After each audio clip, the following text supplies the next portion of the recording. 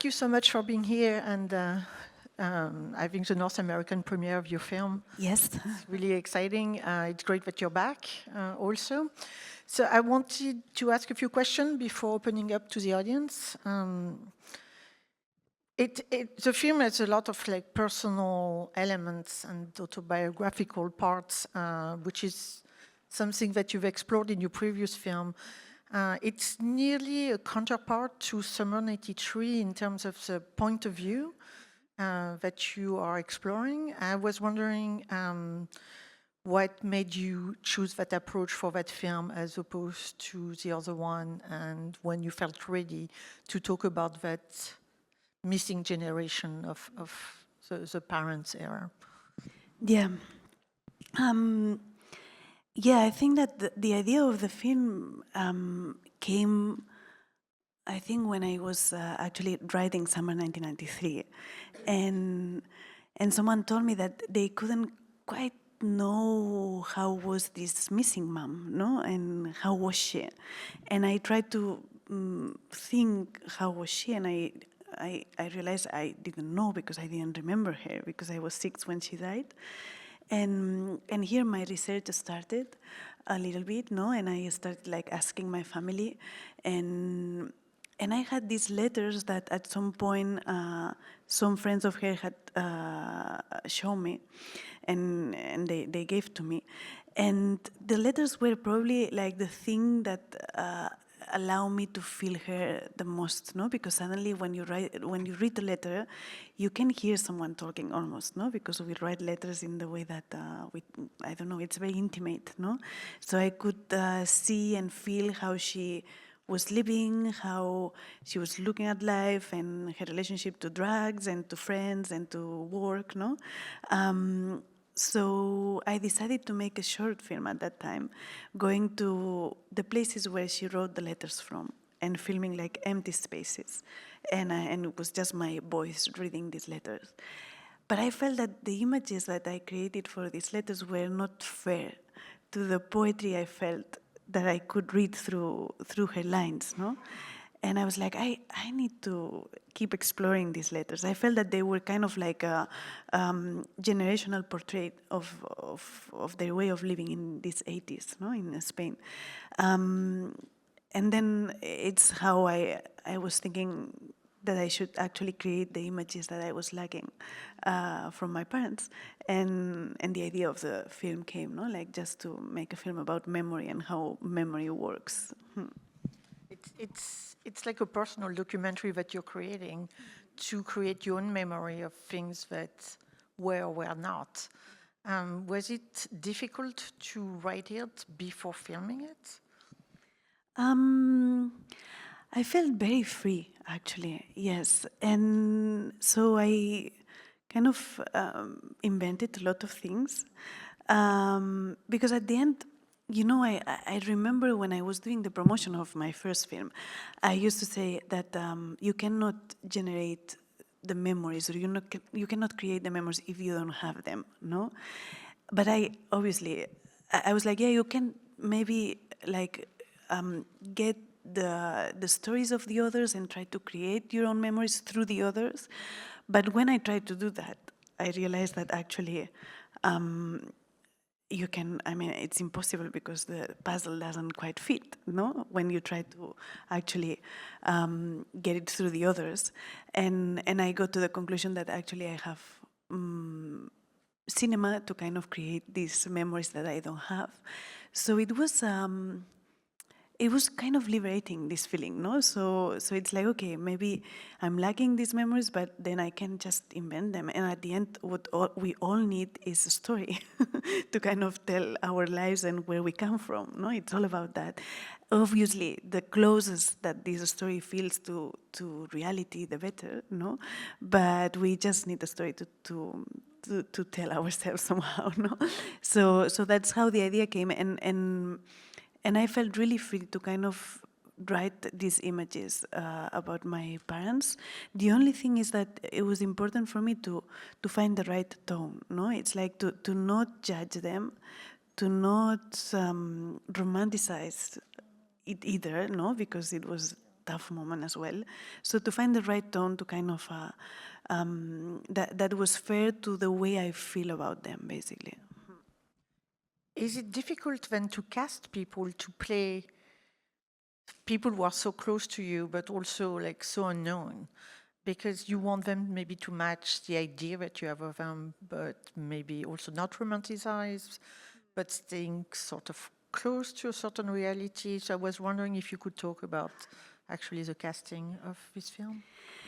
Yeah, I mean, I think that Marina was probably the most difficult casting I've ever done, but also because she had to do two roles. So this is difficult because some of the girls we saw, they could be Marina, and some of others could only be the mom, but both, it was really complicated. So we saw a lot of girls, like 3,000, I don't know, like really, it was long casting. Like it took us like 8-9 months. And at the end, we found her on the street. She was coming back from a Boy Scouts meeting. And we stopped her and we invited her to come. She actually came with some friends because she didn't know if it was for real or something. We were going to kidnap her, yeah. So when I saw her, obviously I saw something on her that I could feel she was the same kind of teenager I was at her age. But I saw that she had the right attitude to do this journey, no? Because I knew that I didn't want her to do the journey angry, no? Because it's like, it's not about trying to find your story from anger, it was more out of curiosity. And she had this, no? And then I remember I asked her, I do like long interviews first when I cast, and I asked her, are you afraid of something? And she was like, yes, I'm afraid of I don't know how you say that in English, but of looking silly somehow, no? Or that the others think that I'm silly, yeah.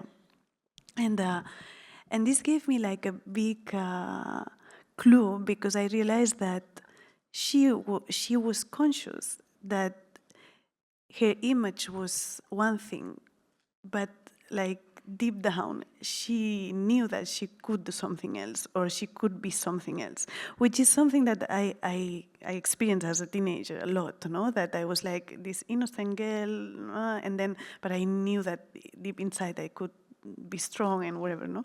So, so this gave me some clue that she could also be the mom, no? So I did some casting to see if she could be this other part, and I realized that, yeah, that if we work hard, we could take it, no, from her. And yeah, and then for the rest of the family, the casting was different because like there is a lot of fiction in the film. It's like some of them are inspired by my family, some of them I don't know that part of the family as well, so there is a lot of fiction. But I always try to find actors who in essence I feel that they are similar to the characters I wrote, and also that they know them, no, or that they know their world. So it was very important to have actors from Galicia that that they knew also how this time affected in their families, no, and yeah, and then also it was complicated to match them, no, because I wanted a kind of like a difficult family relationships. So when you do that and you try to find actors who look like the characters, then obviously you are gonna have a funny time in the shooting, as it was. But I think it worked, no? Because it's like when you pick a family, you have to think of all of them together and take the decisions of the casting according to that. No? But, so that was her first role, but everyone else is... Yeah, actually, yeah, she's the first time that she acted. The kids is also the first time. Mitch. Everyone else is more or less professional. Yes, well, no, because the grandma is not an actor. She is a woman with self-confidence. So she came to the casting and she was great. Like I could see her, no? Yeah, and then also Iago, who is the uncle who is like more like easy. he is actually a director, a film director, a very good one, and I was so happy that he agreed on playing on the film because I could really see him as the character, and then the girls obviously it was the first time, and then Mitch, the co-protagonist, he's a musician, but he had done something for TV once, so it was not his first role. So you're creating memories, and you also have ideas how it's going to look like. The tonality, the cinematography is really remarkable, and it really works in this sort of like past time, and a little bit of like it's beautiful, but it's painful. And the choice of working with Hélène Louvard was, I think, really an excellent match for the film. Can you talk about, it's the first time you work with Hélène, and can you talk about selecting her and the process? It was shot on film? No, No? it's digital.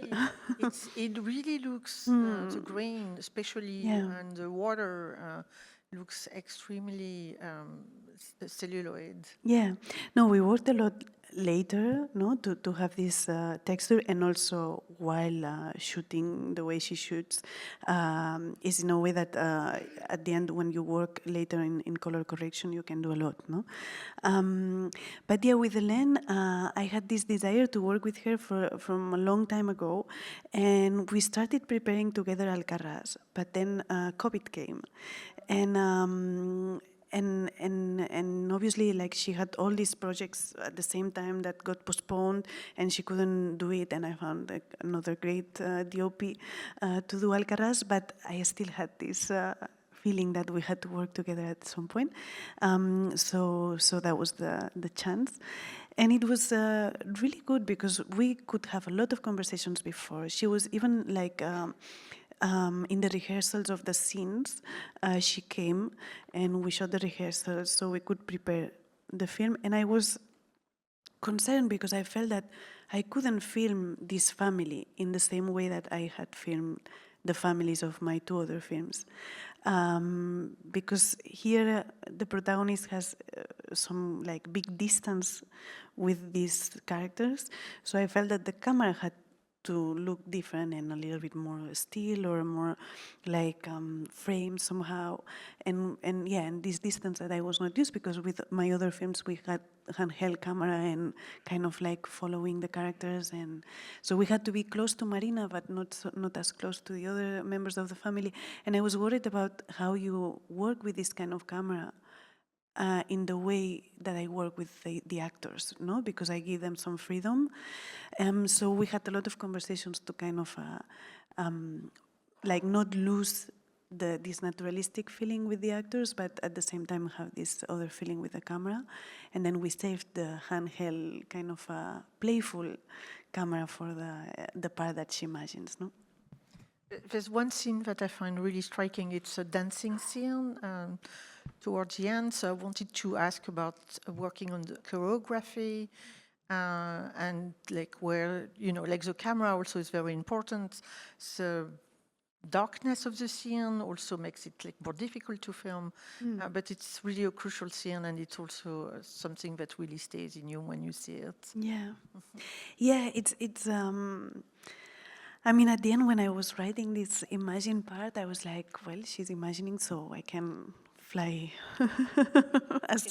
Yeah, I can be really free. So that was very nice, no? A nice feeling. And so the song is from a band that it's from Vigo, from the 80s. There was a lot of like music bands in Vigo in that time. There was a lot of party in Vigo, like in the place where we shot. And I think that it's not by like chance that my parents lived there. So my father is from Vigo, but they spent some years together there, no? So things were happening there in the 80s. So for me, this song had like a big meaning, no? And I was trying to look for an image that could tell that this story, it's not only the story of these two characters, it's the story of a whole generation, no? And for me, it was like a poetic way of telling that, no, through this ghost. Also, there is this famous legend in Galicia about the Santa Compaña, which is like these dead people who cannot die. And for me, kind of like taking this traditional story to the film was the dead people who cannot die are this generation who we cannot even talk about them, no? So we have to bring them in our memories for them to be able to die, no? So it was, it was very nice also to work with a choreographer because it was my first time. And it was amazing like how I gave her some ideas and then she translated into the gesture of the choreography, no? So I learned a lot and it was a fun scene to shoot as well. It's nearly, a video clip that could promote the film, so it's, but yeah, the choreography was imagined, but also like when they turn into ghosts, it's nearly like an act-up movement as well. So it's like making you think about the entire generation that went through this. And Yeah. maybe we can have some audience question as well. I think we have microphones. Yes. Hi, Carla. Thank you so much for this film. I wanted to ask you, how did you direct Yusia when she was playing Marina compared to how you directed her when she was playing the mom? Yes. Well, we actually found this before the shooting, actually, because the way we rehearse is that we spend a lot of time together with the actors, kind of improvising moments that could have happened before the story of the film, no? And in that case, we had two times, no? Two timings, in the 1000 and in the 80s. So sometimes when we were rehearsing, Marina and Nuno were cousins, and sometimes they were a couple, no? And then I think that for her it was like supernatural to be Marina because it was close to her, no? So we rehearsed all these, and she was kind of like doing nothing almost. But then for like being the mom, for her it was more complicated. The good thing is that for Nuno was the other way around, no? So he really is someone from the 80s, basically. He dresses like the 80s. Like when we were doing the 80s scene, like nobody knew if she was in costume or not. So for him it was really easy to do this part, but it was more difficult to do the cousin. So she helped him for the present, and he helped her for the past. So we did a lot of moments that could have happened like in their love story. So like we even like we had rehearsals at night, no, going to the pubs in Vigo where they could like dance and drink and be together, and we also had some rehearsals with the uncle, no, that in the past they were brothers with Nuno, and they would like go out together as well. And we realized that it was just a matter of attitude, no, that she had to kind of like take out this attitude. And then also we did then some like through music was very useful to kind of get her into this mood, but then there were also some words that kind of helped her to feel this attitude, no? So yeah, it was an interesting process.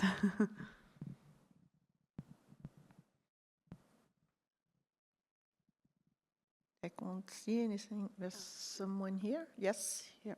Hi, thank you for the film. I'm curious about the sort of regional traditions. You mentioned the sort of people who are dead but not dead, but I'm also curious about how much you researched the festivals in Vigo and in Galicia. For how much I... like what kind of research you did into the local culture and the traditional festivals that we see in the film? Yeah, I mean, I think that this research from me started a long time ago, no? Since my first trip in Vigo to meet my family, when I didn't even know that this film would exist. So yeah, so for me, like when you make a film about a place, you really have to spend time there, no? So I've been many times in Vigo. Also, it's a place that, for me, I connect to my parents, so it's kind of magical already just for that. And then for the traditions, like it's a place where they have like festivities in summer, like almost every day. It's all kind of festivities. So of course I tried to see which ones made sense for this city. And then for me, it was beautiful to be able to shoot this kind of procession with the Virgin of Carmen, which is like the sailors' Virgin, no? And they do it like every 16th of July, and they do it in the Ria because it's a curious geography there, because the sea goes inland and divides villages, no, not villages, but like I mean, you in order to go to the village in front of you, you take the boat, basically, no, and that's also why the drugs came through Galicia, because the coast is really complicated to control. So it's a very, very particular place. And I feel that all the traditions and the legends always have to do with the landscape as well, no? So yeah, so I did some research and I put whatever I found more interesting. But also this legend about the Santa Compaña is something that it's still very alive, you know, like, so, like my uncle believes in it, and then you ask children if they know what it is, they still know what it is. So it's something that that you feel it's still on the street, no? Huh? In this legend of Santa Compaña, yeah. There's a question here.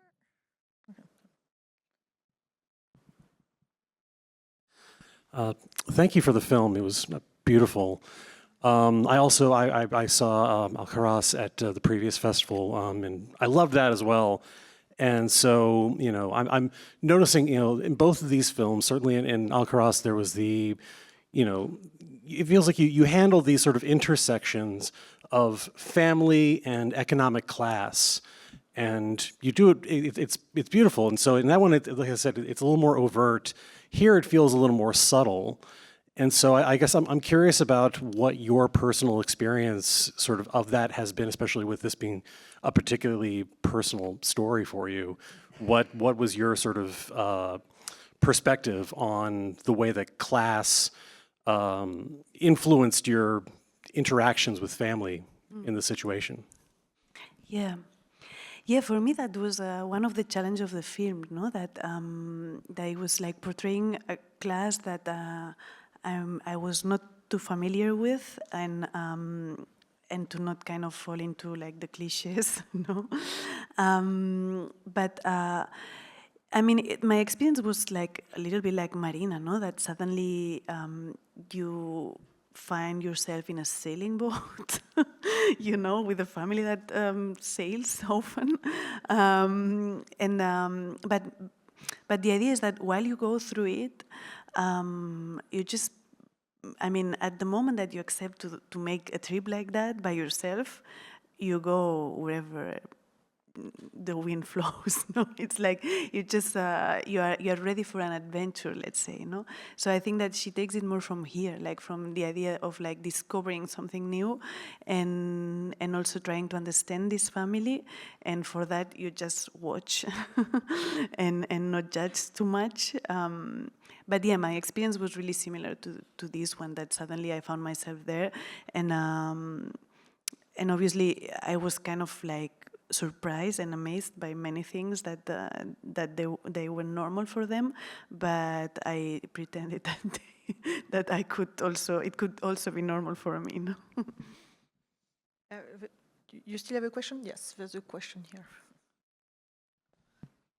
Hello, thank you for the film.